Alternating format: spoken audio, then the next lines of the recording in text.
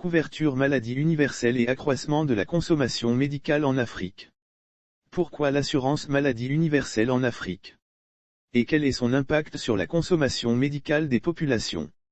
Les réponses à ces questions sont déterminantes pour la suite. En effet, dans les pays d'Afrique, la consommation médicale est en général faible en raison de la pauvreté générale qui sévit dans ces pays.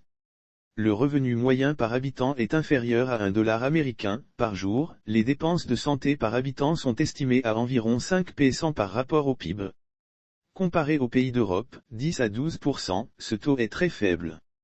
Pour accroître ce taux, les pays africains dont la Côte d'Ivoire ont créé au cours de ces dernières années des caisses nationales d'assurance maladie universelle en vue de favoriser l'accès au système de santé du plus grand nombre des populations, surtout les plus démunies.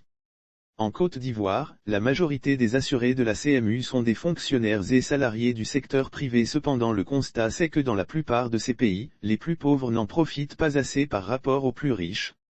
Par exemple, en Côte d'Ivoire, la majorité des assurés de la CMU sont des fonctionnaires et salariés du secteur privé, alors que le nombre de bénéficiaires parmi les agriculteurs et les catégories sociales sans emploi reste faible.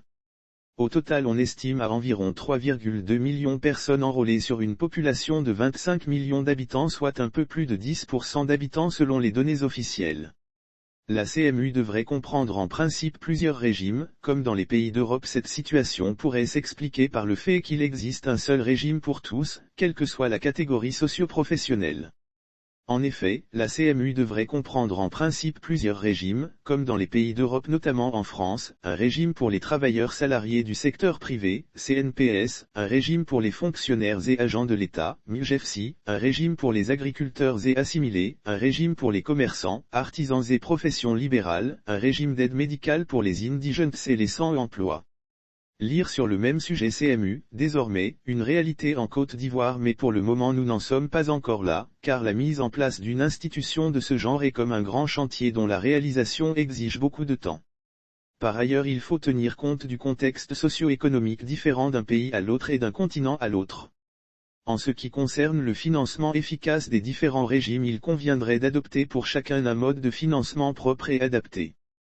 L'objectif de la CMU institution étant de favoriser l'accès aux soins médicaux à l'ensemble des populations. Or, le mode de financement actuel du seul régime de la CMU est basé sur les cotisations dont le montant est fixé à une somme forfaitaire mensuelle de 1000 FCFA par personne assurée. En conséquence, pour une famille de 5 enfants en moyenne, le montant mensuel global s'élève à 5000 FCFA, soit 60 000 FCFA par an. Il faut revoir l'architecture du système et son mode de financement. Ce montant, s'il paraît accessible pour les travailleurs salariés du public et du privé, semble tout de même trop élevé pour le budget d'un paysan ivoirien.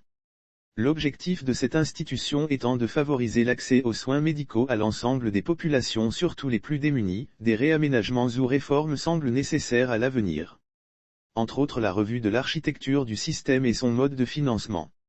Lire sur le même sujet. Arrimage CMU MUGEFSI, des fonctionnaires protestent dans les préfectures, des révélations sur des médicaments cachés aux malades. Pour le mode de financement, on pourrait imaginer un système de cotisation mensuelle proportionnel au salaire plafonné, selon un taux conventionnel, pour les salariés du secteur public comme privé, un mode de paiement forfaitaire annuel, 5000 FCFA par exemple, pour les agriculteurs et assimilés, sous forme d'achat de cartes de santé auprès de la CNAM, et un système de taxes proportionnel au chiffre d'affaires pour les commerçants, artisans et professions libérales.